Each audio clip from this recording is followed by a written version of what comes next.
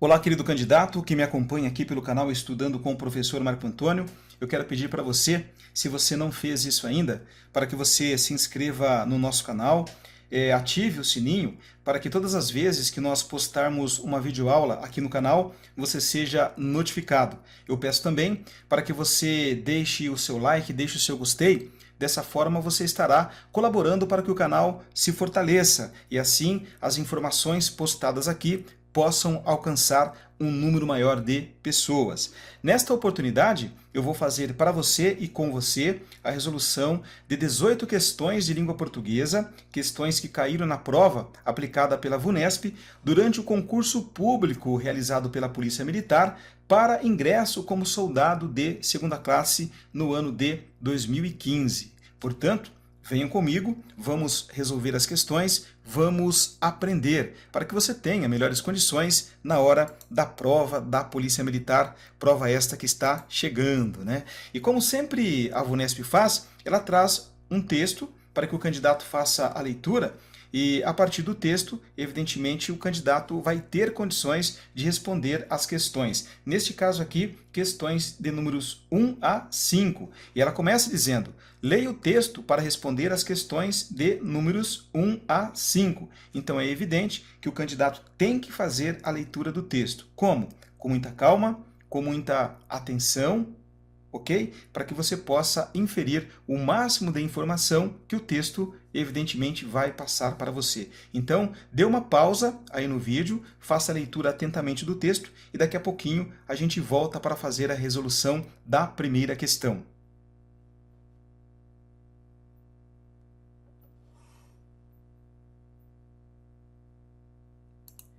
Maravilha, então.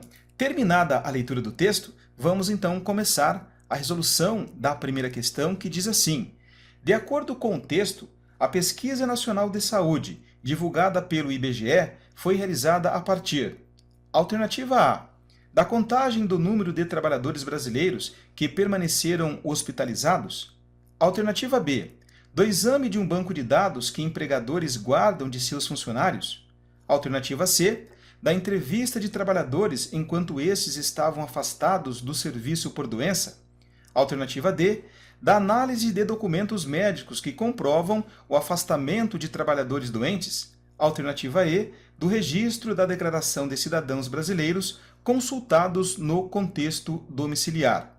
Bom, se você fez a leitura do texto, se você já depreendeu, né, se você já sabe como responder corretamente a questão, é evidente que você não precisa voltar lá no texto. Mas se você tem dúvidas, se você está com dificuldade, é necessário, portanto, que o candidato volte, releia o texto atentamente, novamente, para que ele consiga encontrar ali o trecho, né, o parágrafo do texto que vai fazer com que ele responda corretamente à questão. Então, de acordo com o texto, não é aquilo que o candidato pensa sobre o assunto, mas sim aquilo que o texto está dizendo. Então, ela fala assim, a banca: de acordo com o texto, a Pesquisa Nacional de Saúde, divulgada pelo IBGE, foi realizada a partir...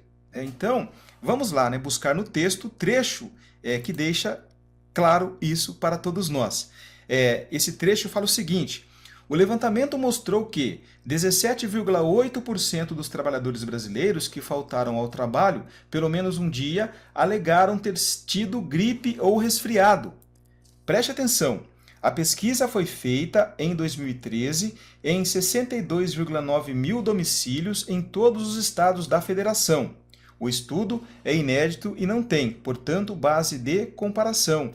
Então, de acordo com o texto, a Pesquisa Nacional de Saúde divulgada pelo IBGE foi realizada a partir do registro da declaração de cidadãos brasileiros consultados no contexto domiciliar. Aqui, ó, a pesquisa foi feita em 2013, beleza, em 62,9 mil domicílios em todos os estados da federação. Então, é claro que nos seus respectivos domicílios, tá, os cidadãos brasileiros, ou seja, em todos os estados da federação, foram consultados pelo IBGE. Portanto, o registro da Declaração de Cidadãos Brasileiros consultados no contexto domiciliar foi a maneira como o IBGE realizou a Pesquisa Nacional de Saúde. Então, fica claro para você que a alternativa E está correta, beleza?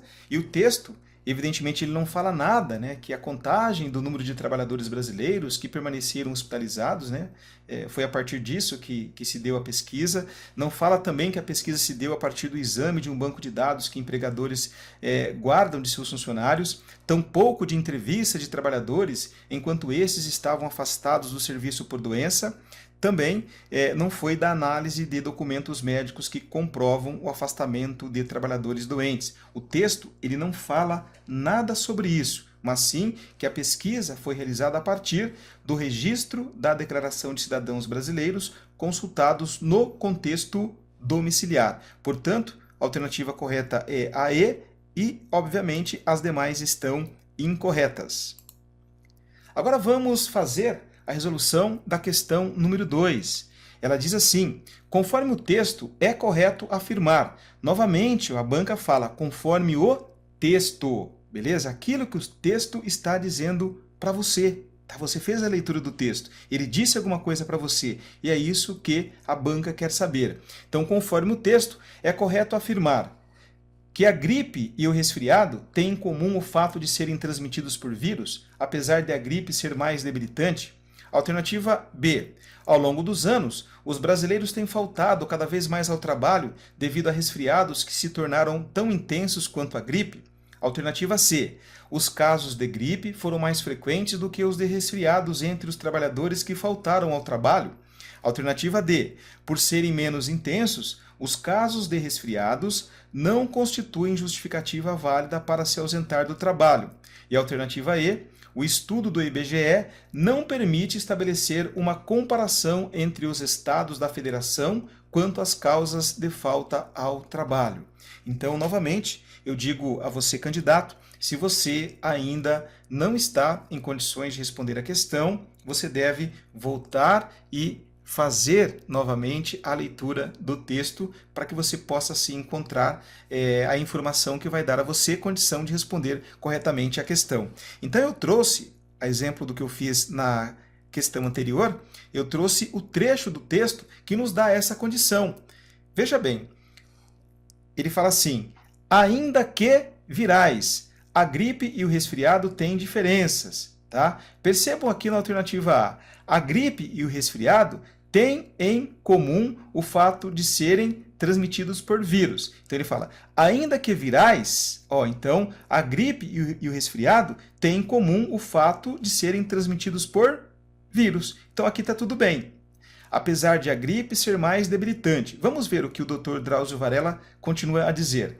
O resfriado é menos intenso e caracteriza-se por coriza, cabeça pesada e irritação na garganta. Mais brando, pode provocar febres isoladas que não ultrapassam 38,5 graus.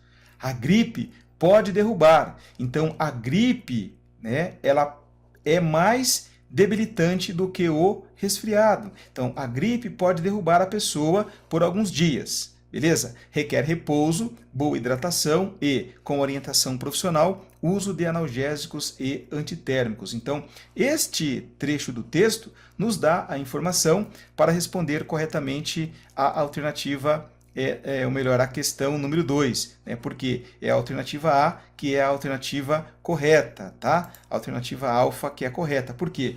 Conforme o texto, não é correto afirmar que ao longo dos anos os brasileiros têm faltado cada vez mais ao trabalho devido a resfriados que se tornaram tão intensos quanto a gripe. O texto não fala nada sobre isso. Também o texto não fala que os casos de gripes foram mais frequentes do que os de resfriados entre os trabalhadores que faltaram ao trabalho, né? Ele fala que tanto a gripe quanto o resfriado foram fatores que fizeram com que os trabalhadores faltassem ao trabalho, ok? Agora, ele não fala que a gripe foi mais frequente, beleza? A alternativa D. Por serem menos intensos, os casos de resfriados não constituem justificativa válida para se ausentar do trabalho. O texto fala que o resfriado é menos intenso que a gripe, mas, apesar de ser menos intenso, ele é um caso que justifique a falta do trabalhador ao trabalho, conforme o texto. Então, a alternativa está equivocada também. Alternativa E. O estudo do IBGE não permite estabelecer uma comparação entre os estados da federação quanto às causas de falta ao trabalho. O texto não fala nada disso. Ele fala que o IBGE realizou a pesquisa em 62,9 mil domicílios em todos os estados da federação. Mas ele não fala que o estudo do IBGE não permite estabelecer uma comparação entre os estados. Então, fica aqui para você, a alternativa A está correta, ok? Enquanto que as demais, pelas razões que eu já coloquei aqui, estão incorretas. Beleza? Vamos agora, então, resolver a questão número 3.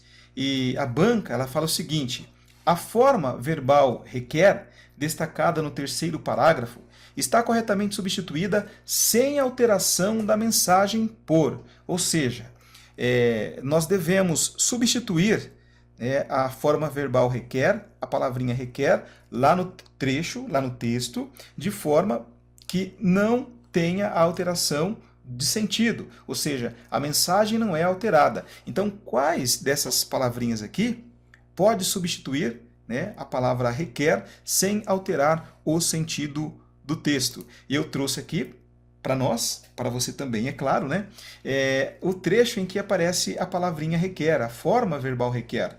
Ó, veja bem, a gripe pode derrubar a pessoa por alguns dias, requer repouso, boa hidratação e, com orientação profissional, uso de analgésicos e antitérmicos. Então, ó, vamos lá, Aqui ela fala assim, requer. Então, a gripe pode derrubar a pessoa por alguns dias. Requer repouso, Então, precisa de repouso, ou seja, exige repouso, ok? Porque se eu colocar restitui repouso, muda o significado, o sentido, não dá.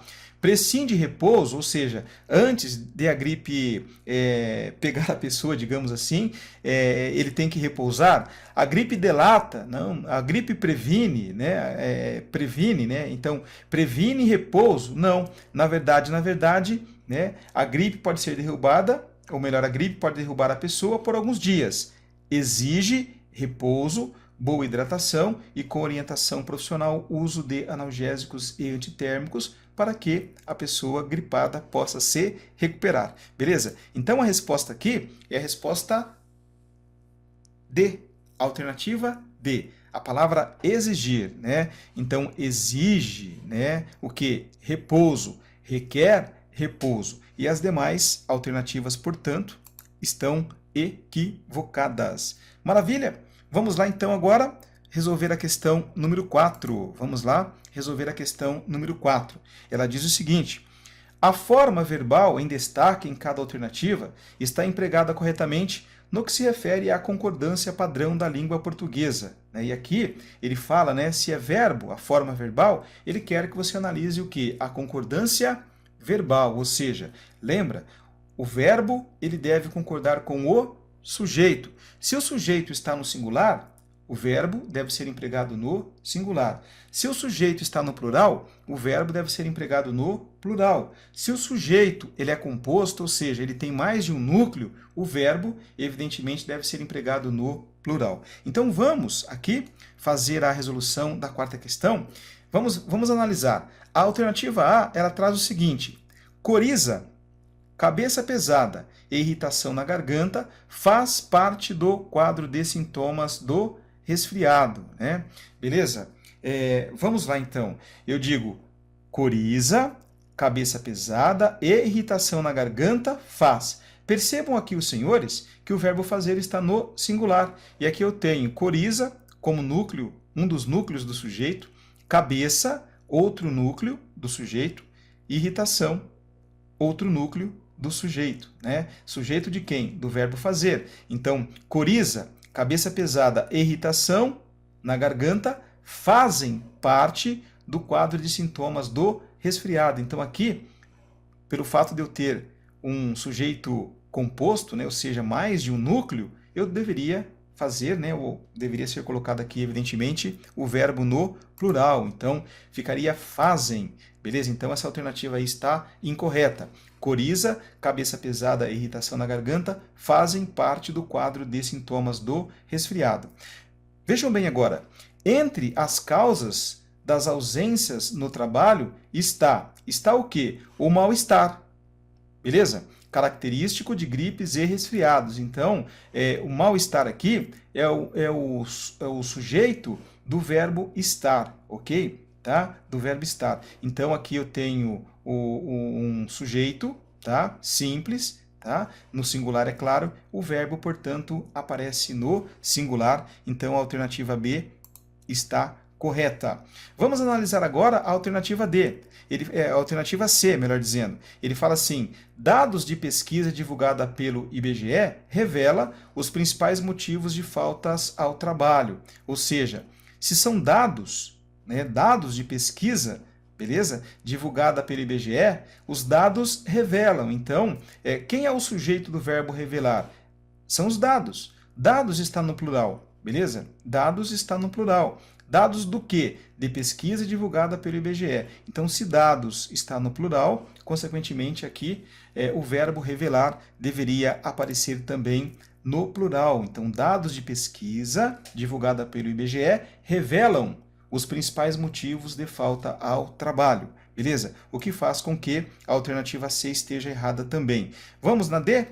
Em alguns casos de resfriado, ocorre febres isoladas, mais brandas que em estados gripais, né? Então, quem ocorre? Febres isoladas. Então, percebam, febres isoladas está no plural.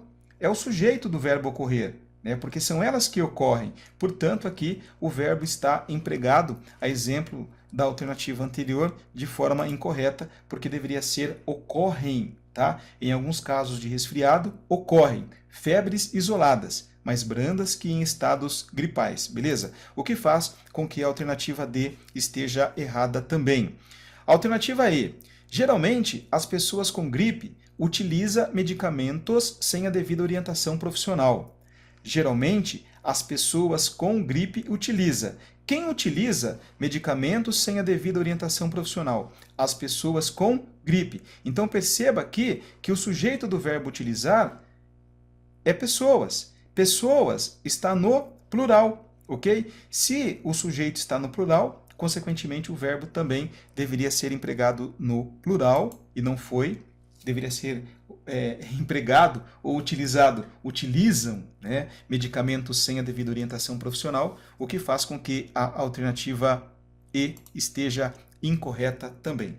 Beleza? Vamos lá? Vamos para a quinta questão agora. Ela diz assim: assinale a alternativa em que a frase "O Ministério da Saúde promove anualmente uma campanha de vacinação contra a gripe no país" permanece correta após receber nova pontuação. Então aqui ele está exigindo do candidato assuntos sobre pontuação, mais precisamente sobre a utilização de vírgula. Nós já falamos para vocês em outras aulas aqui no canal que não se coloca vírgula entre o sujeito e o predicado, ok?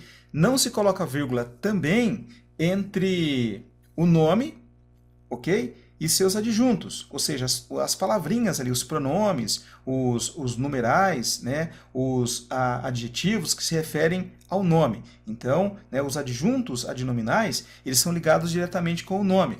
E também não se coloca vírgula entre o verbo e o seu complemento, tá? Então, vamos lá, vamos brincar aqui com as questões. A alternativa A, ela diz assim: o Ministério da Saúde promove anualmente uma campanha, ponto, de vacinação contra a gripe. Então, vamos analisar essa alternativa. Quem promove anualmente uma campanha de vacinação contra a gripe? O Ministério da Saúde, beleza. Então, o Ministério da Saúde promove anualmente, vírgula, né, uma campanha de quê? De vacinação contra a gripe no país. Então, aqui nós percebemos alguns problemas. Então, veja bem, aqui está sendo empregada a palavra anualmente. É um advérbio de tempo, né, evidentemente. Então, quando eu faço a utilização de um advérbio no meio, né, da oração, eu tenho duas situações, né? Como é um advérbio de pequena extensão, eu posso até usá-lo sem a vírgula. Então, aqui foi colocado uma vírgula. Beleza? Eu poderia usar o advérbio sem colocar uma vírgula aqui, né? Mas se eu coloquei esta aqui, eu preferi então fazer o quê? Né? Uma separação do advérbio, né, dos demais trechos da oração, ok? Então, ou eu uso duas vírgulas, tá? Aqui, o Ministério da Saúde promove, vírgula, anualmente, vírgula, uma campanha de vacinação contra a gripe no país, ou eu não uso, né, nenhuma das duas vírgulas. Então, aqui já estaria incorreto, tá? Só nesse trecho aqui, porque eu deveria usar outra vírgula aqui. E outra coisa, né? O Ministério da Saúde promove anualmente, né, o quê? Uma campanha. Campanha do quê? De vacinação contra a gripe no país. Então, de vacinação contra a gripe no país está especificando que tipo de campanha, né, é realizada pelo Ministério da Saúde. Portanto, né, este trecho aqui está qualificando a palavrinha campanha. Então, é um adjunto adnominal, é um complemento desse nome aqui, ok? Então, não deve ser pontuado aqui, não deve se usar o ponto, tá, final, beleza? E tampouco, né, começar aqui com a letra maiúscula D. Então, ficaria uma campanha sem o ponto de vacinação contra a gripe no país, beleza? Então, por essas razões, a alternativa alfa está equivocada, está errada. Vamos para a alternativa B. O Ministério da Saúde promove, vírgula, anualmente, vírgula, uma campanha de vacinação contra a gripe no país. Aqui nós não encontramos nenhum probleminha. Por quê? Né? Não se separa, como eu falei, o sujeito do predicado. Neste caso aqui, tem vírgula aqui no meio, porque é um advérbio. Lembra que eu falei aqui para você? Ó, é um advérbio, então, usou-se vírgula antes do advérbio e depois também, né? Ou seja, o advérbio está intercalado entre a oração. Então, a oração seria: o Ministério da Saúde promove uma campanha de vacinação contra a gripe no país. Beleza, mas como eu intercalei aqui o advérbio, eu coloquei vírgula antes dele e depois dele também. Então, fica evidente, né, que esta alternativa, a alternativa B, não tem nenhum problema quanto à pontuação. Vamos na alternativa C. O Ministério da Saúde promove, vírgula, anualmente, vírgula. Percebam que já não tem a vírgula aqui, eu já falei. Ou eu uso as duas ou nenhuma. Promove anualmente, faltou aqui, uma campanha de vacinação, vírgula, contra a gripe. Se é uma campanha de vacinação, vacinação contra o quê? Contra a gripe. Então, contra a gripe está especificando que tipo de vacinação. Tá? Então, funciona aqui como um adjunto adnominal, está especificando que tipo de vacinação. Então, não vai vírgula entre o nome e as palavras que o complementam. Então, aqui nós temos dois probleminhas. Usou-se a vírgula aqui de forma desnecessária. Aqui, como foi usado, né, depois do verbo promover, deveria ser usado depois de anualmente, e não foi, portanto, aqui nós temos um equívoco, um erro gramatical também, o que faz com que a alternativa C esteja incorreta. Vamos agora, então, analisar a alternativa D. Ela diz: o Ministério da Saúde promove anualmente uma campanha de vacinação contra a gripe no país. Então, aqui é claro, né, tem um ponto final aqui. Se eu digo, né, que contra a gripe no país é o complemento da palavrinha vacinação, jamais deveria ser utilizado aqui o ponto final. Então, já está errado também. Eu disse para você que não vai vírgula, não ocorre vírgula entre o sujeito e o predicado. Então, aqui eu tenho o sujeito, o Ministério da Saúde. Aí começa o predicado. Promove anualmente uma campanha de vacinação. Então, aqui foi colocado a vírgula entre o sujeito e o predicado, o que torna a alternativa E equivocada também. Alternativa E não, a alternativa D. Agora nós vamos para E. A E fala o seguinte: o Ministério da Saúde, vírgula, promove anualmente, vírgula, uma campanha de vacinação contra a gripe no país. Ora, né, se eu disse que aqui a vírgula está equivocada, aqui está também, né, então, né, já descarto aí a alternativa E, que está incorreta, né? Promove, essa vírgula na verdade deveria vir aqui, ó, depois do verbo promover, intercalando o advérbio anualmente no interior da oração. Maravilha? Então, fica claro para você que a alternativa B é a alternativa correta da questão número 5. Beleza, então. Agora nós vamos fazer a resolução das questões número 6 e 7. E para isso, a banca trouxe para nós esta charge, esse desenho aí, para que nós, a partir dele, possamos fazer a resolução da questão. E aqui no balão, nós encontramos o seguinte dizer, né?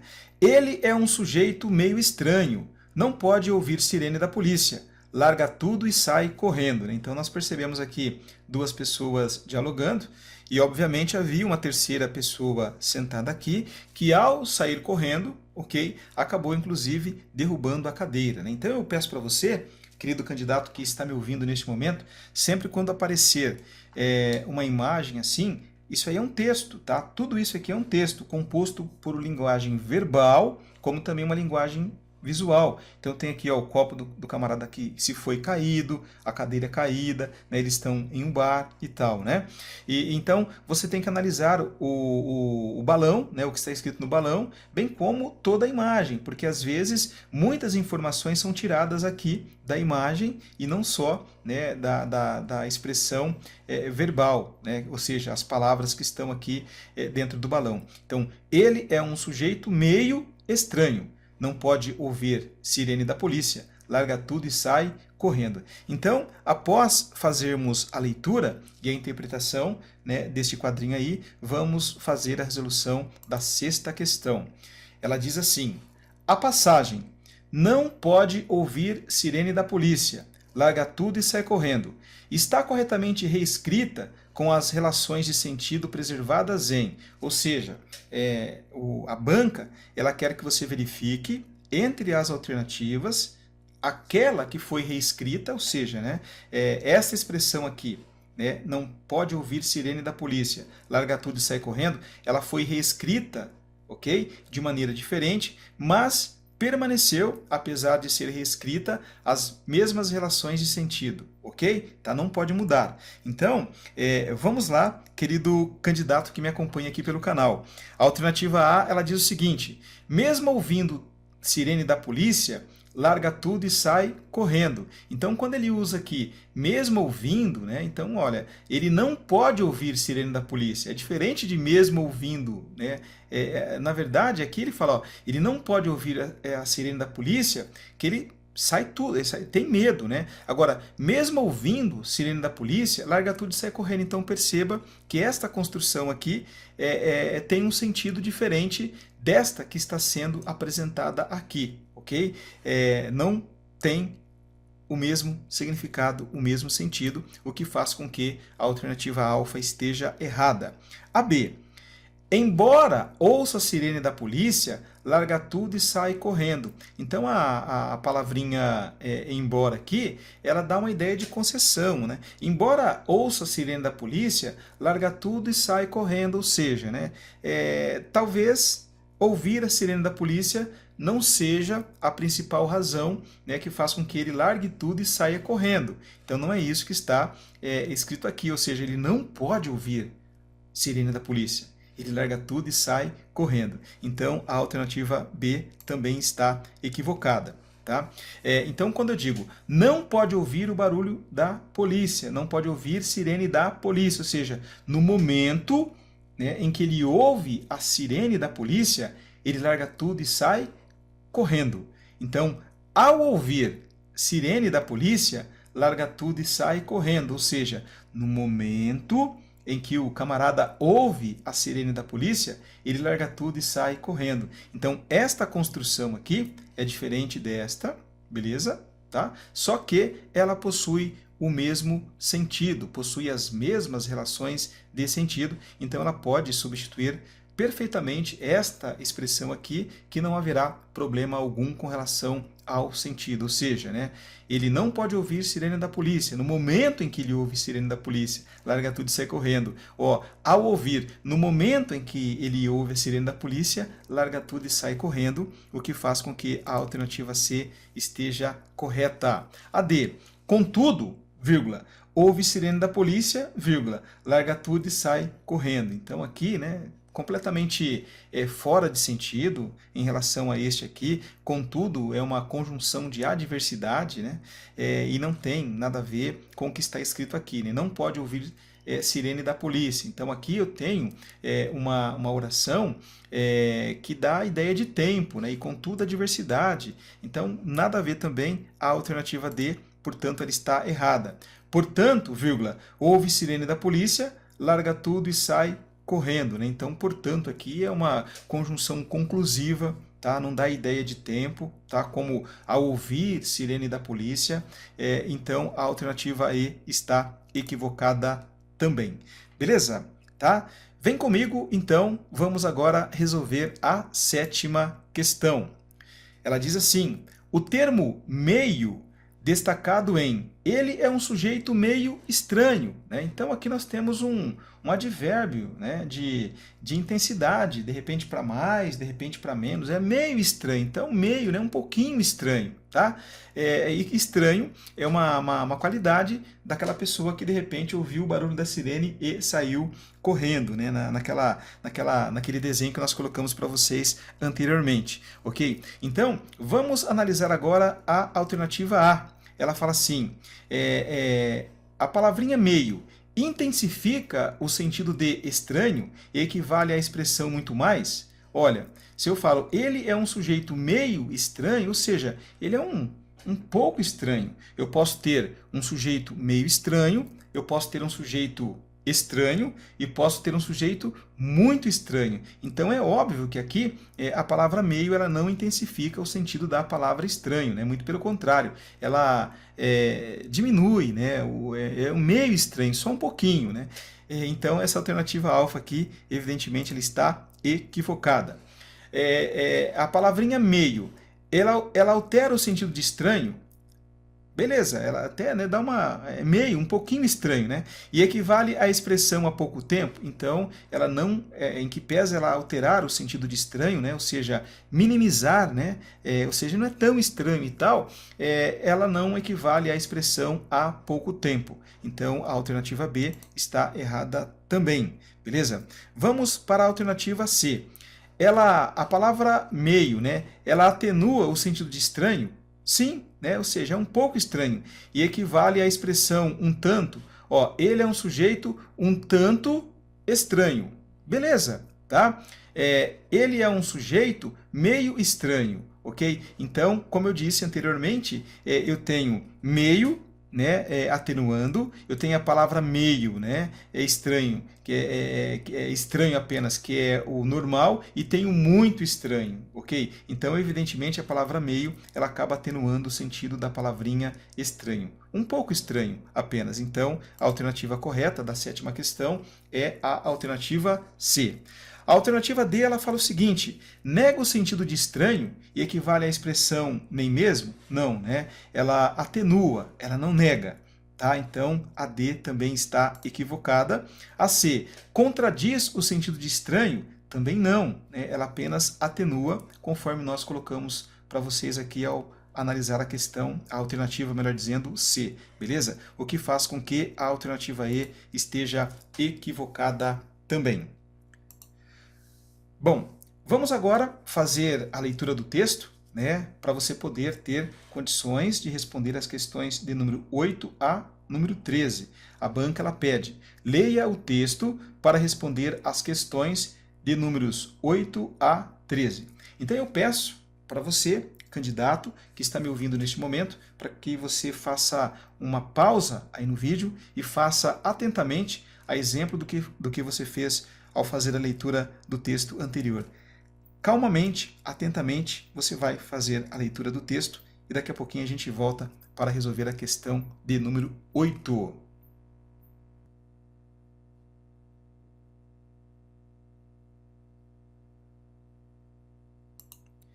Beleza, então?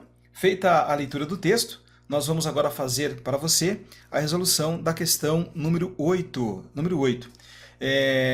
De acordo com o texto, na opinião do narrador, a equivalência entre a infância vivida hoje e a vivida na década de 1980 evidencia-se na maneira de se passear de carro pela cidade? Alternativa B.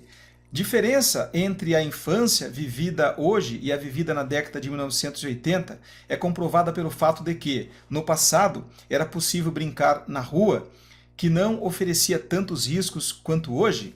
Alternativa C. Na opinião do narrador, a equivalência entre a infância vivida hoje e a vivida na década de 1980 tornava-se evidente nos brinquedos presenteados às crianças, que continuam os mesmos de antes? Alternativa D. Na opinião do narrador, a diferença entre a infância vivida hoje e a vivida na década de 1980 está no fato de que hoje as brincadeiras são mais violentas que no passado.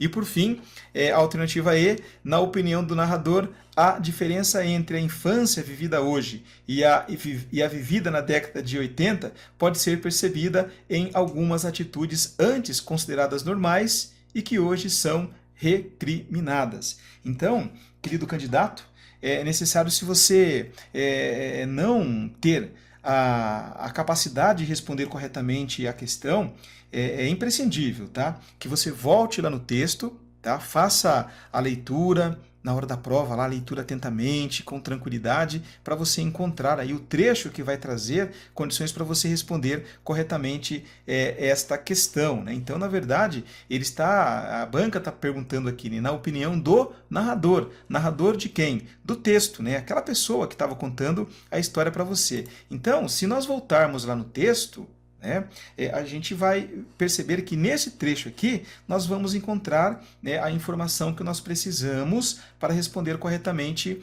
a questão. Ele fala assim: isso aconteceu nos anos de 1980, bem no começo. Naquela época era tudo meio inconsequente. Meu pai havia nos presenteado com uma espingarda de pressão. Com que cargas d'água alguém teria a brilhante ideia de dar uma arma para duas crianças? Pois é, isso era normal. Como era normal também passearmos pela cidade em um Fusca, todos sem cinto de segurança e felizes como nunca. Tínhamos a impressão de que tudo era meio permitido, mas, lógico, dentro de parâmetros que levavam em conta o respeito ao próximo e o amor incondicional à família. Então, quando nós nos deparamos com este trecho aqui, nós percebemos que, na opinião do narrador, tá? Na opinião do narrador, a diferença entre a infância vivida hoje e a vivida na década de 80 pode ser percebida em algumas atitudes antes consideradas normais e que hoje são recriminadas, né? Então, ele fala assim: como era normal também passearmos pela cidade em um Fusca, todos sem cinto de segurança e felizes como nunca. Tá vendo aí que há uma comparação, né? Então, hoje, nós não achamos normal as pessoas transitarem pela cidade sem a utilização de um cinto de segurança. Ele fala aqui, né, também, meu pai havia nos presenteado com uma espingarda de pressão. Com que cargas d'água alguém teria a brilhante ideia de dar uma arma para duas crianças? Né? Hoje também nós não percebemos como normal um pai presentear uma criança com uma arma de fogo. Então, de acordo com o narrador, né, na opinião do narrador, a diferença entre a infância vivida hoje e a vivida na década de 80 pode ser percebida em algumas atitudes antes consideradas normais e que hoje são recriminadas, beleza? Então a alternativa correta é a alternativa E, tá?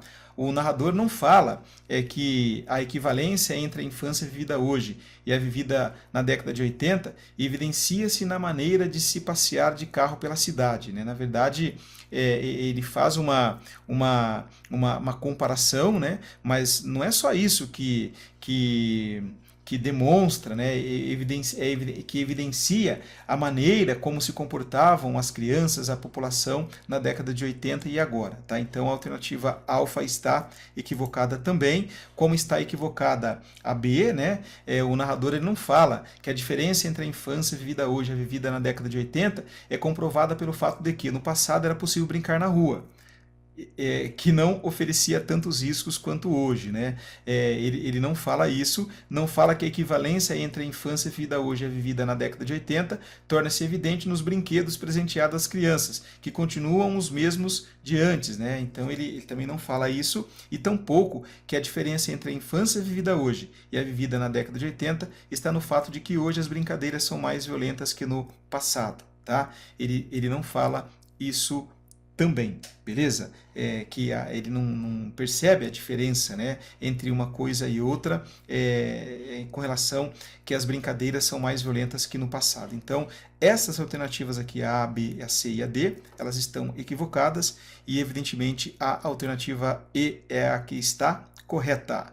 Beleza, vamos para a nona questão, né? Vamos brincar com ela agora. Nona questão, ele fala assim: na ocasião em que atira em seu irmão com uma espingarda de pressão, o narrador reage de modo a demonstrar-se. Alternativa A, arrependido, orgulhoso, isolado, destemido, superior, né? Então, na verdade, uma pessoa arrependida é aquela que pratica uma ação, né, e depois fala, putz, né, por que eu fui agir dessa maneira? Ele vê um resultado negativo e tal, e se arrepende por isso.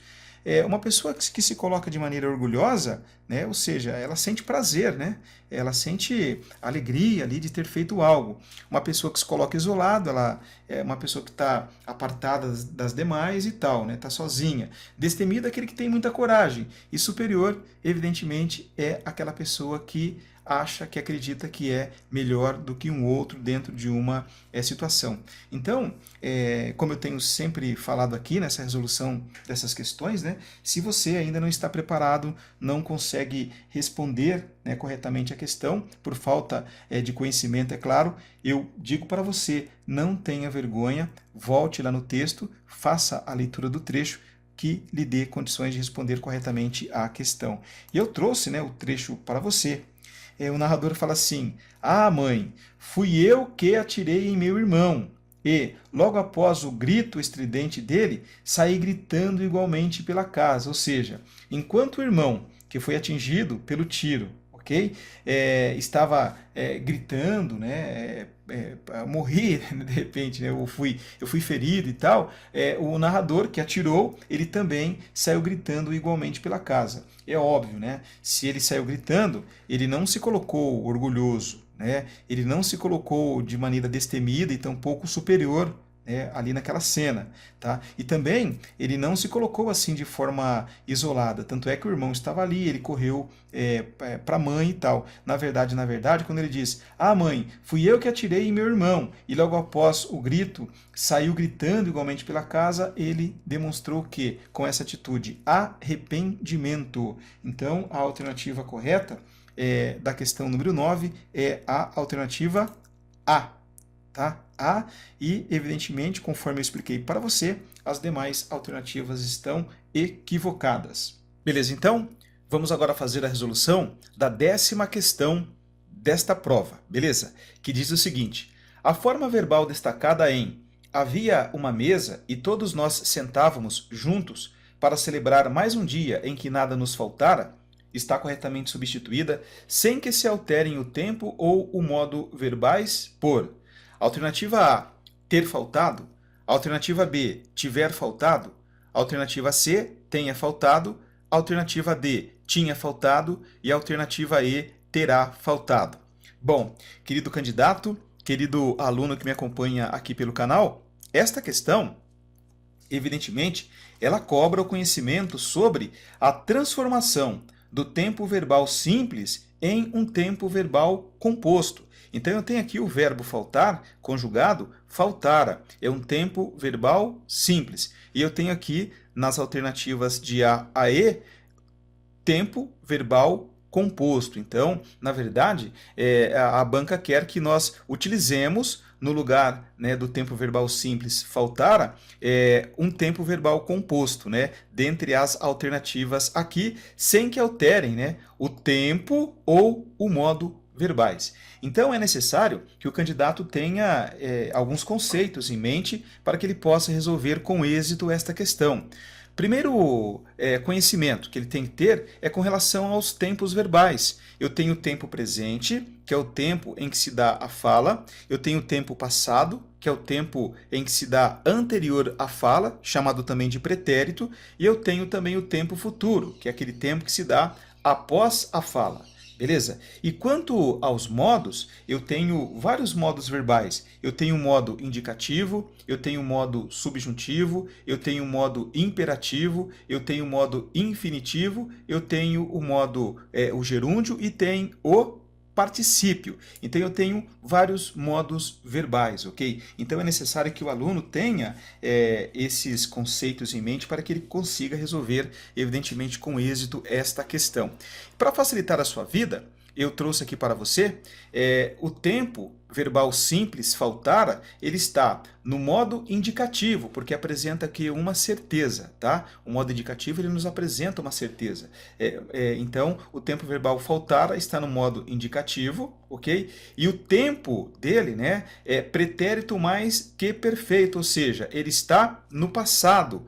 Lembra quando você estudava lá os verbos, que a professora falava o passado do passado, os verbos terminados em ara? É isso aqui. Então, eu tenho aqui o verbo conjugado no pretérito mais que perfeito do modo indicativo. Então, nós queremos encontrar aqui, é claro, um tempo verbal composto em que esteja também no modo indicativo e no pretérito mais que perfeito. Beleza? Ao se fazer a análise das alternativas, nós percebemos que há um problema, há um equívoco aí, a alternativa A ela está errada. Por quê? Porque o verbo ele aparece no infinitivo e no pretérito. Olha, ter faltado, ter.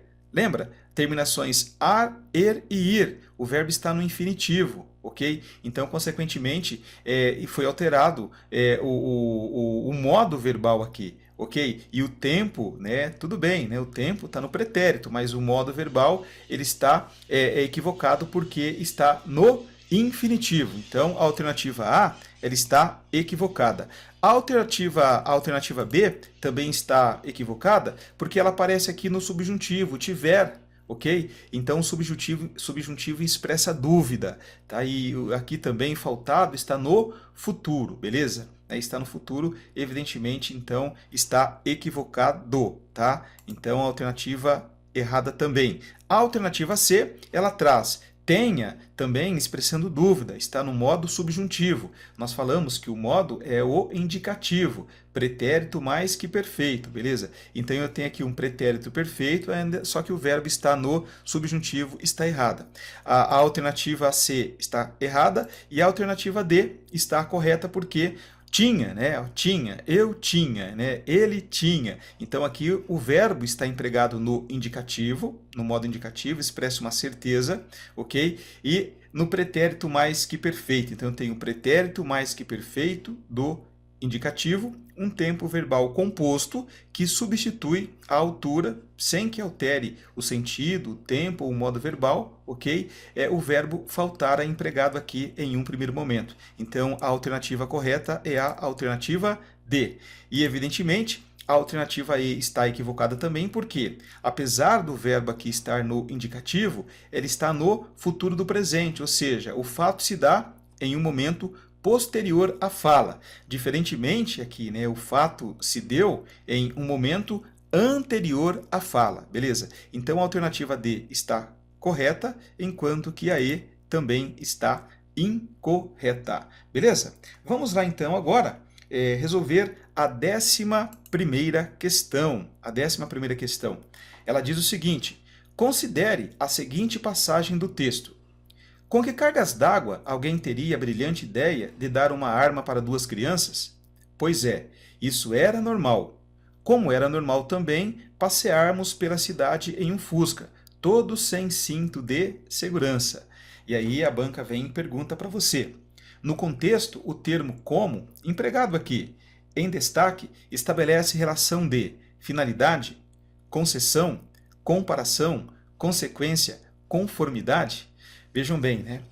Quando você usa o como aqui, ó, como era normal também passearmos pela cidade em um Fusca, todos sem cinto de segurança. Então, na verdade, aqui, o narrador, ao se expressar assim, ele está fazendo o que? Uma comparação entre, né, as atitudes, as posturas, o que acontecia lá na década de 80 com o que acontece agora. Ele está comparando. Hoje, não se permite mais que as crianças ou as pessoas andem no interior dos veículos sem o uso do cinto de segurança, o que era normal no passado. Então, na verdade, ao usar a conjunção aqui como, o narrador está promovendo que uma comparação, ok? O que deixa claro, portanto, né, que a alternativa A ela está errada, porque na verdade como não dá ideia de finalidade, também não dá ideia de concessão, ok? Dá sim uma ideia de comparação, por isso que a alternativa C está correta, não dá ideia de consequência e tampouco de conformidade. Então aqui eu tenho uma conjunção comparativa, está comparando, né, a infância da década de 80, em que o narrador viveu, e a infância do tempo em que ele se fala, por exemplo, agora nos anos 2000. Beleza? Tá? Vamos prosseguir então com a nossa caminhada por aqui. Vamos fazer a resolução da 12ª questão. 12ª questão. E ela traz assim: considerando a regência do termo impacto, assinale a alternativa que preenche correta e, respectivamente, as lacunas da frase seguinte, de acordo com a norma padrão da língua portuguesa, e mantendo a correspondência da frase com o texto. Quando ele fala sobre regência, é que tem alguns nomes, alguns verbos, eles carecem de determinadas preposições. Então, o termo aqui, impacto, tá, que é um nome, um substantivo, ele, dentro do contexto aí, ele é regido por uma preposição. E é isso que a questão vai trabalhar com a gente agora. Então, ele fala assim, o impacto com a, ou o impacto da, o impacto na, ou o impacto com a, ou o impacto pela, né, bala, tá? A bermuda, ou sobre a bermuda, ou pela bermuda, ou sob a bermuda, ou sob a bermuda, jeans foi insuficiente para machucar o garoto, tá? Então, na verdade, o termo impacto, aqui nesse caso, ele é regido pela preposição de. Então, na verdade, é o impacto da bala. Então, eu tenho aqui a preposição de, que aglutinou com o artigo definido feminino a, ok? E deu-se, então, a palavrinha da. Então, na verdade, aqui, o termo impacto, ele é regido pela preposição de, que no caso aqui, que se juntou com a, artigo, virou da. Então, o impacto da bala, ok? Sobre a bermuda jeans, né? Sobre a bermuda jeans, porque o impacto da bala sobre a bermuda jeans foi insuficiente para machucar o garoto, tá? Então, na verdade aqui, o termo impacto é regido pela preposição de e também pela preposição sobre. Eu tenho o a, artigo, que se refere, né, acompanha o substantivo bermuda, e eu tenho a também artigo aqui que acompanha o substantivo bala. Então, se você observar, né, se eu disser assim, o impacto com a bala, então dá a impressão que alguma coisa impactou com a bala, né, e na verdade foi a bala, né, ela impactou contra a bermuda, ou impactou sobre a bermuda, conforme você percebeu lá no texto. Então, a alternativa A está equivocada, né? E a alternativa B está correta. Estão equivocadas também a C, a D e a E, porque o impacto na bala, parece que alguma coisa bateu na bala, né? O que não é isso que aconteceu. O impacto com a bala, então, como eu falei aqui, né? Alguma coisa bateu na bala. E o impacto pela bala também não dá certo. Então, aqui o termo impacto é regido pela preposição de e pela preposição sobre. Maravilha? O que faz com que a alternativa B esteja correta e as demais incorretas. Bom, vamos lá agora fazer a resolução para você da 13ª questão, que fala sobre concordância nominal. Ela diz, a concordância nominal está em conformidade com a norma padrão da língua portuguesa em. Então, quando eu falo em concordância nominal, são palavrinhas que estão concordando com o nome são os artigos, os numerais, os pronomes, os adjetivos que concordam com o nome. Aí eu tenho uma concordância normal. Como que se dá essa concordância? No singular, né, ou no plural, no masculino ou no feminino, de acordo com o nome que é empregado na construção. Então a alternativa A, ela traz o seguinte para nós. Há alguns anos, vírgula, havia muitos motoristas desatento à necessidade do uso do cinto de segurança. Qual que é o probleminha aqui, né? Então, se nós pararmos para verificar, nós vamos perceber que há um problema neste trecho aqui, olha. Há alguns anos havia muitos motoristas desatento, beleza? Então, a palavra muitos aqui, ela não está concordando com a palavrinha motorista, que é um nome. Ok? Porque muitos está no plural e motorista está no singular. E a palavrinha desatento aqui, ela também está no singular. Então, o correto seria, havia muitos motoristas desatentos. Maravilha? Então, não há uma perfeita concordância nominal aqui. Então, evidentemente, a alternativa alfa está errada. Vamos analisar agora a alternativa B, né? Ela diz o seguinte... Hoje, vírgula, os brinquedos de crianças parecem mais arredondados, mas não há como evitar os arranhões característicos da infância. E vamos lá, né? Aqui também tem problemas. Aqui, ó, o trecho, os arranhões característicos da infância. Então, se eu tenho aqui o nome arranhões está no plural, consequentemente o adjetivo característico, tá? Ele deveria ser empregado no plural também. Então aqui nós temos um probleminha de concordância nominal. Alternativa C, tá? Vamos analisá-la. Mesmo tudo parecendo meio permitido, o respeito ao próximo e o amor à família eram indispensáveis às relações humanas. Então eu tenho aqui um probleminha também, tá? Eu tenho aqui, ó, a palavra indispensável. Quem era indispensável? O respeito ao próximo e o amor à família. Então, eu tenho aqui dois núcleos, respeito e amor. Beleza? Respeito e amor são indispensáveis. Tanto é que o autor aqui ele usou o verbo no plural, o verbo ser no plural. Então, seria eram indispensáveis. O respeito e o amor, respeito ao próximo e o amor à família. Portanto, aqui está no singular, ok?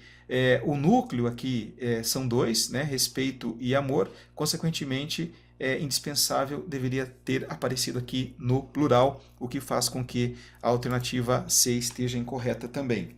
Vamos agora, então, analisar a alternativa D. Bloqueada pela força do tecido, segundo conta o narrador, a pequena bala não chegou nem a esfolar o irmão.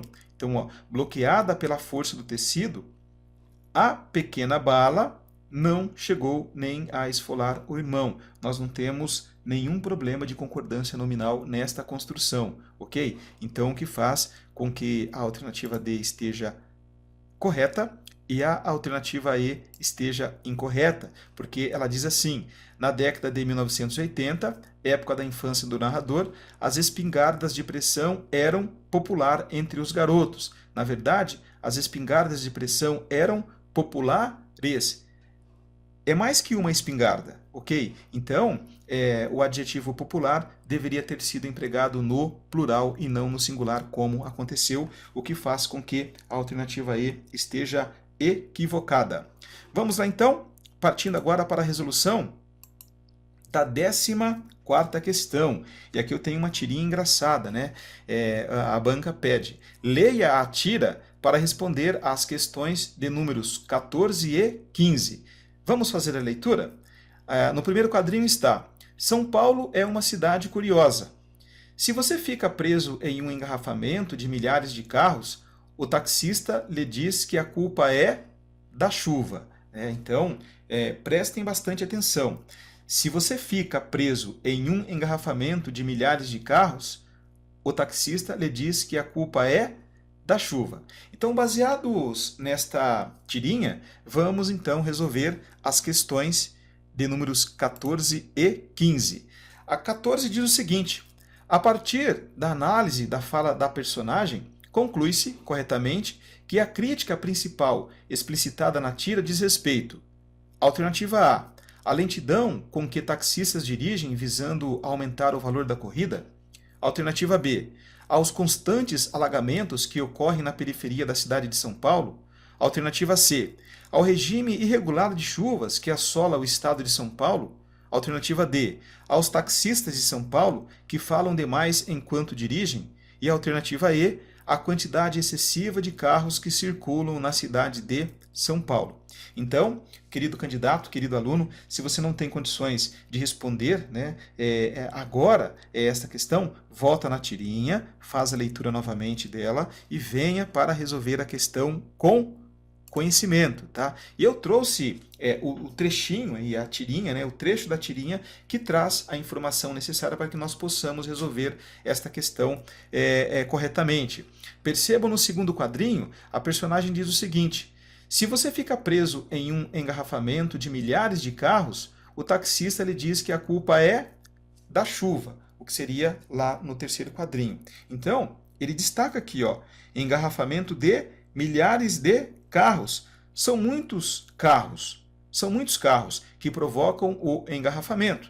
Então, a gente observa, evidentemente, que a resposta correta aqui é a alternativa E, que fala sobre a quantidade excessiva de carros que circulam na cidade de São Paulo. Então, a personagem, ela atribui a lentidão, o engarrafamento na cidade de São Paulo pelo excesso de carro que circulam por aquela cidade, enquanto que o taxista atribui a culpa à chuva. Beleza? Então, a resposta correta aqui é a alternativa E.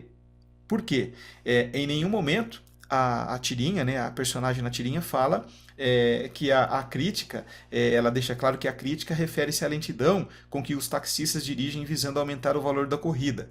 Também não tem nada a ver quando ela diz que há os constantes alagamentos que ocorrem na periferia da cidade de São Paulo. Tudo bem, há alagamentos na cidade de São Paulo, na periferia, que promovem congestionamento, mas a personagem ela atribui o congestionamento aos milhares de veículos que circulam pela cidade. Então toma cuidado.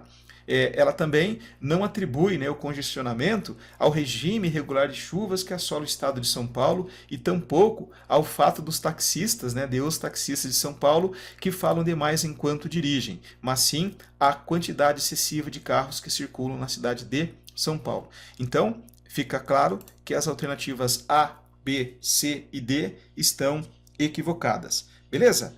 Vem comigo, vamos perseverar, afinal de contas, perseverar é preciso.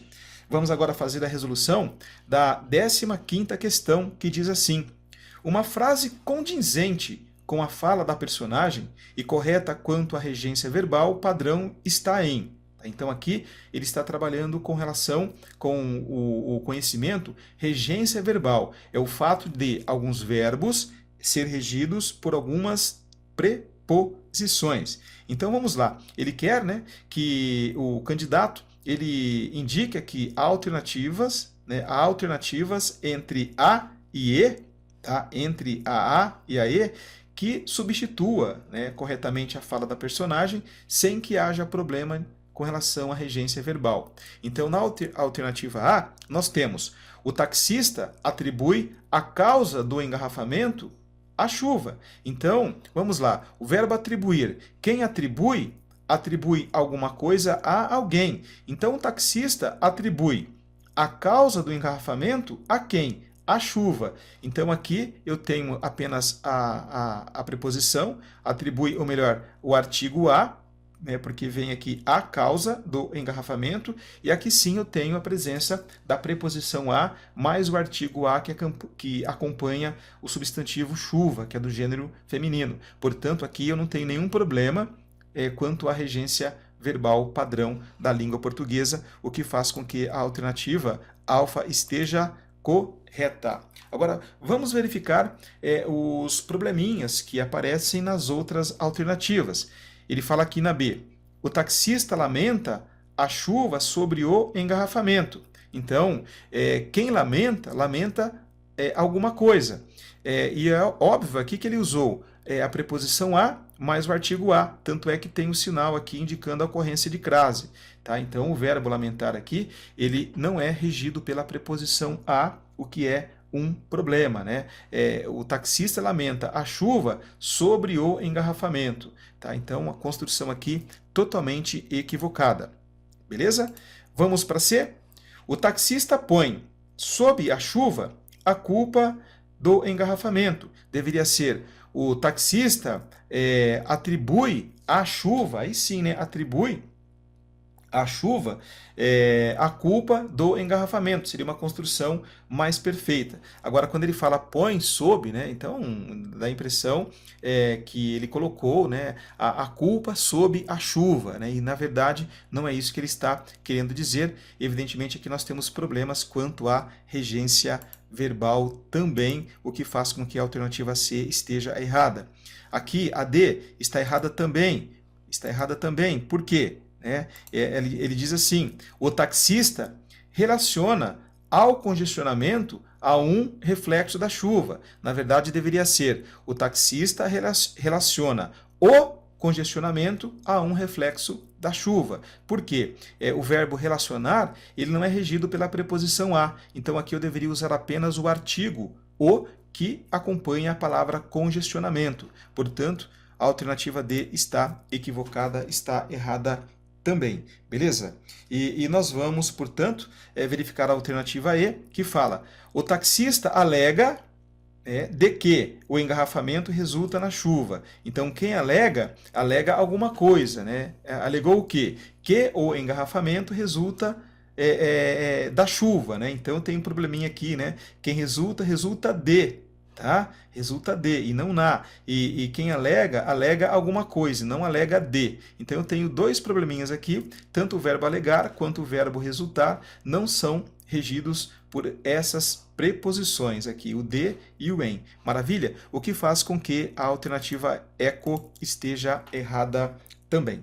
Maravilha? Então vamos lá resolver a 16ª questão, que diz o seguinte, leia o texto para responder às questões de números 16 a 18, beleza?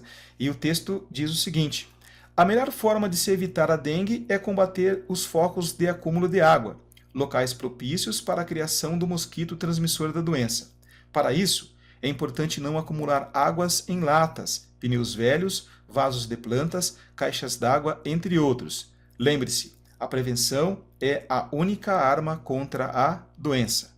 Maravilha? Então, este é o texto que deve ser levado em consideração para se resolver as questões 16, 17 e 18. Então, a 16ª questão, ela vem e traz o seguinte, um termo empregado com sentido figurado no texto é. Então, o que seria sentido figurado? É quando a palavra utilizada, ela deixa de assumir aquele valor que é dado a ela lá no dicionário, e ela passa a assumir um outro valor. Tá? Então, tem o sentido próprio, que é aquele valor do dicionário, e tem o sentido figurado, é quando ela assume um valor diverso daquele do dicionário. Ok? E é isso que a banca quer que nós façamos. Então, ela pergunta assim, né? Um termo empregado com sentido figurado no texto é acúmulo. Então, vamos ver. A palavrinha acúmulo está aqui, ó. A melhor forma de se evitar a dengue é combater os focos de acúmulo de água. Então, nós percebemos aqui que o acúmulo ele está sendo empregado no sentido próprio, no sentido denotativo, ou seja, aquele que tem aquele significado que ele tem no dicionário. Então, evidentemente, não está no sentido figurado, o que faz com que a alternativa A esteja errada. Vamos lá, transmissor, né? Olha lá. Locais propícios para a criação do mosquito transmissor da doença. Então, aqui também a palavrinha transmissor ele está sendo empregado no sentido próprio, sentido denotativo, o sentido que ela traz lá do dicionário. Não está assumindo um outro sentido. Portanto, ela não está no sentido figurado, o que faz com que a alternativa B esteja errada. Vamos lá então para C? A arma aparece aqui, né? A alternativa C, arma, aparece aqui. Lembre-se, a prevenção é a única arma contra a doença. Né? Então, a gente percebe aqui que a palavrinha arma, ela está sim sendo empregada no sentido figurado. Por quê? Ela combate a doença. Lembra? Vamos brincar lá. No sentido próprio, no sentido denotativo. A arma do soldado feriu o bandido. Tá? Então, o bandido foi ferido pela arma do soldado. Então, a palavra arma, neste contexto, ela está no sentido próprio, no sentido denotativo. Já no contexto aqui utilizado no texto, ela está no sentido figurado. Por quê? Lembre-se, a prevenção é a única arma contra a doença. Tá? Então, na verdade, aqui, a palavrinha arma está sendo utilizada por quê? Porque ela combate a doença, ela liquida a doença. Agora, é óbvio, né, que, na verdade, que a prevenção, né, ela não é uma arma propriamente dita, né? Na verdade, é uma postura que é adotada pelos órgãos governamentais no que se diz respeito à saúde das pessoas, ok? Que vai combater o quê? As doenças que advêm, né, da proliferação de insetos, né, em locais onde há acúmulo de água. Portanto, a alternativa C, ela está correta, porque a palavra arma no texto ela é empregada no sentido figurado. A alternativa D, ela trata sobre a prevenção. Então, ó, a prevenção é a única arma contra a doença. Então, a palavra prevenção, ela tem aí o sentido do dicionário, né, o sentido próprio, beleza? Não está no figurado e tampouco a palavrinha doença, né, que também está no sentido próprio, né, no sentido denotativo, aquela palavrinha doença, né, ou seja, aquele significado que traz lá do dicionário, não está no sentido figurado como a palavra arma, o que faz com que a alternativa eco esteja equivocada também, beleza? Sentido figurado é quando as palavras assumem um significado diverso daquele que ela tem lá no dicionário. Sentido próprio é aquela palavra que tem justamente, perfeitamente, o significado que ela possui lá no dicionário. Maravilha? Tá? Então, venha comigo, faltam apenas 2 questões para nós terminarmos a resolução desta prova. Vamos, assim, portanto, fazer a resolução da 17ª questão. Legal. Resolvendo agora a 17ª questão, que traz o seguinte: atendendo a norma padrão, assinale a alternativa que completa corretamente a frase quanto à colocação do pronome destacado. Então eu quero alertar você, candidato, que aqui esta questão está trabalhando quanto à colocação pronominal. Lembra da ênclase? Lembra da próclise? Lembra-se da mesóclise? É isso mesmo, né? Quando o pronome aparece antes do verbo, nós temos a próclise. Quando aparece depois do verbo, nós temos a ênclise. E quando aparece no meio do verbo, nós temos a mesóclise. É sobre esse conhecimento que essa questão vem tratar com a gente neste momento, tá? Então, vamos lá. A dengue pode ser evitada. Alternativa A, sempre certificando-se de não haver acúmulo de água. Alternativa B, eliminando-se o acúmulo de água. Alternativa C, quando exclui-se o acúmulo de água. Alternativa D, não acumulando-se água. E alternativa E, tendo conscientizado-se acerca dos riscos do acúmulo de água. Então, vamos lá, vamos verificar qual das alternativas empregou corretamente o pronome oblíquo átono, tá? O pronome pessoal oblíquo átono, tá? Quanto à colocação pronominal. Beleza? Então vamos lá, né? Nós percebemos um probleminha aqui na alternativa A. Por quê? Né? Eu tenho aqui o advérbio sempre, tá? E se você verificar na norma da língua portuguesa, os advérbios, a maioria deles atrai o pronome para perto de si. Então, deveria constar sempre se certificando. Então, seria sempre se certificando-se de não haver acúmulo de água. A dengue pode ser evitada sempre se certificando de não haver acúmulo de água. Beleza? Então, aqui, na verdade, eu deveria usar uma próclise e não uma ênclise, tá? Como foi utilizado aqui, o que faz com que a alternativa A esteja errada. Vamos lá, né? Agora para a alternativa B. Nós verificamos a dengue pode ser evitada eliminando-se, né, o acúmulo de água. Então nós percebemos aqui que não há nenhum problema. Tá? Não há nenhum problema aqui, porque não há nenhuma palavra que atrai. Né? A dengue pode ser evitada eliminando-se o acúmulo de água. Então aqui eu posso usar sim a ênclise, ou seja, o verbo ou melhor, o pronome pessoal oblíquo ato no ser, ele vem depois do verbo, ok? Porque não há nenhuma palavra que o atrai para antes do verbo, portanto a alternativa bravo está correta.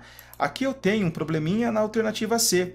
Eu tenho aqui o advérbio quando, o advérbio de tempo, né? Então, a maioria dos advérbios atrai o pronome para perto de si, tá? Então, o correto ficaria quando se exclui o acúmulo de água, tá? Então, a dengue pode ser evitada quando se exclui, ok? O acúmulo de água, beleza?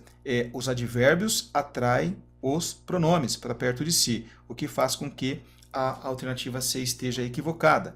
Eu tenho probleminha também aqui na alternativa D, porque eu tenho a palavra não, uma palavra que tem um sentido negativo, e uma das regras quanto à colocação pronominal diz que palavra negativa atrai o pronome. Então ficaria assim: a dengue pode ser evitada não se acumulando água. Beleza? Então, a alternativa D está equivocada também, da mesma forma como está equivocada a alternativa ECO, a E. Né? Por quê? Ela diz assim: a dengue pode ser evitada tendo conscientizado-se acerca dos riscos do acúmulo de água. Então, na verdade, quando eu tenho aqui uma locução, né, verbal aqui, e eu tenho, na verdade, aqui o verbo principal no particípio, o pronome se, ele vem após o verbo auxiliar. Então, tendo, né, se conscientizado, conforme eu coloquei aqui. Tá? O que faz, portanto, com que a alternativa E esteja errada também. Maravilha? Tudo bem por aqui? Então agora nós vamos resolver a última questão, que trata sobre a correta utilização do acento indicativo de crase. Né? Então, ela trata sobre a tão, né, sonhada crase, que atormenta muitos candidatos por aí. A 18ª questão fala assim: assinale a alternativa em que o acento indicativo de crase está empregado corretamente, ou seja, né, quando que realmente ocorreu a crase, a junção da preposição a com o artigo definido feminino a, beleza? Juntou-se os dois as, ocorreu a crase, então eu tenho que fazer a indicação da ocorrência de crase por meio do acento. Vamos lá então fazer a análise da alternativa A. Ela fala assim: o texto faz referência à importância da eliminação dos focos de acúmulo de água.